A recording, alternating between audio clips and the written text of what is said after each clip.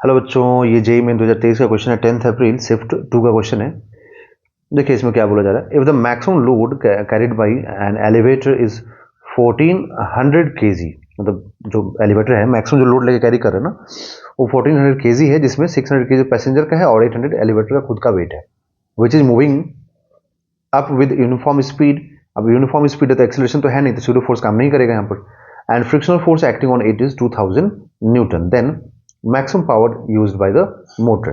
अब देखो constant speed से मूव करता है ना बच्चों, जब यूनिफॉर्म स्पीड से मूव करता है तो एक ध्यान रखिएगा कि जब भी यूनिफॉर्म स्पीड से मूव करेगा तो इंस्टेंटेनियस पावर जो होता है ना वो एवरेज पावर के बराबर हो जाता है। ठीक है, तो इंस्टेंटेनियस पावर एवरेज पावर के बराबर होगा। तो उस केस में आप क्या लिखेंगे यहाँ पर कि power is equal to maximum force जो भी होगा वो इनटू वेलोसिटी। वैसे तो वेक्टर फॉर्म में होगा, है ना, ये वेक्टर फॉर्म में होता है फॉर्मूला, मेन फॉर्मूला। बट इसमें देखो इसमें क्या हो रहा है कि जब आप लिफ्ट अगर देखे होंगे, एलिवेटर देखे होंगे, तो एलिवेटर में ना साइड्स जो वॉल्स होते हैं ना वहां पे देखना एक स्ट्रिप सा लगा होता है, मतलब एक ना हेवी वेट सा लगा होता है।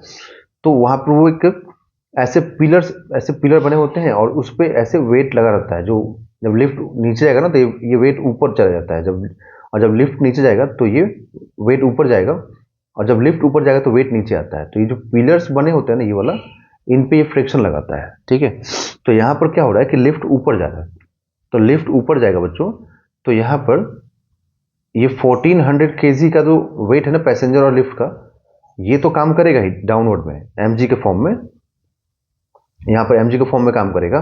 साथ में ये दोनों साइड से जो फ्रिक्शन लगेगा ना, तो दो फ्रिक्शन कंसीडर नहीं होगा, पूरे सिस्टम पर जो फ्रिक्शन दिया हुआ ना वो दिया हुआ हम लोगों को, तो पूरे सिस्टम पर जो फ्रिक्शन है वो भी लगेगा 2000 न्यूटन का। बट नीचे लगेगा, क्यों लगेगा? क्योंकि लिफ्ट कहाँ जा रहा है? ऊपर जा रहा है। तो जब लिफ्ट ऊपर जाएगा तो फ्रिक्शन नीचे लगेगा। समझ में आया ना? तो यहाँ पर ये फ्रिक्शन जो लगेगा वो नीचे लगेगा। तो अब यहाँ पर मोटर, ये जो पावर है लिफ्ट को कितना रिक्वायर्ड है, मतलब कितना लॉस करेगा पावर में, कितना रिक्वायर्ड है, तो रिक्वायर्ड देखो क्या आएगा, तो जो पूरा नेट फोर्स निकालो यहाँ पर एफ मैक्स, तो ये तो 1400 इंटू जी का वैल्यू 10 प्लस 2000 न्यूटन फ्रिक्शन का, नीचे की तरफ दोनों लग रहा है ना तो ऐड होगा यहाँ पर, तो ये 16000 न्यूटन आ गया है ना, बट ये डाउनवर्ड में है और वेलोसिटी कहाँ है? अपवर्ड में। तो यहाँ पर क्या आएगा, तो 16000 इनटू वेलोसिटी कितना दिया हुआ, 3 दिया हुआ है ना सर, वेलोसिटी 3 है। ठीक है, और एंगल कितना बनेगा, cos 180, क्योंकि अपोजिट डायरेक्शन में है।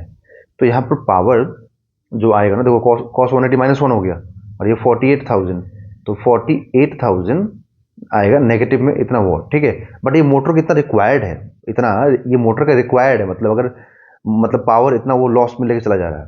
ठीक है, तो इसको लॉस को कंपनसेट करने के लिए मोटर कितना सप्लाई करेगा, तो पावर सप्लाइड बाई मोटर लिखे अगर हम लोग, तो पावर सप्लाइड बाय मोटर, तो मोटर तो उतना ही पावर सप्लाई करेगा ना बच्चों जितना रिक्वायर्ड है ना। तो पावर सप्लाइड बाय मोटर क्या होगा, जितना रिक्वायर्ड है। तो रिक्वायर्ड कितना है, 48,000, तो वो जो नेगेटिव साइन था ना बस वही चीज यहाँ पर हट जाएगा, बस वो चीज यहाँ से रिमूव हो जाएगा, क्योंकि ये पावर सप्लाई किया गया है, मोटर ने सप्लाई किया है, और ये पावर इसको रिक्वायर्ड था इसलिए नेगेटिव में था।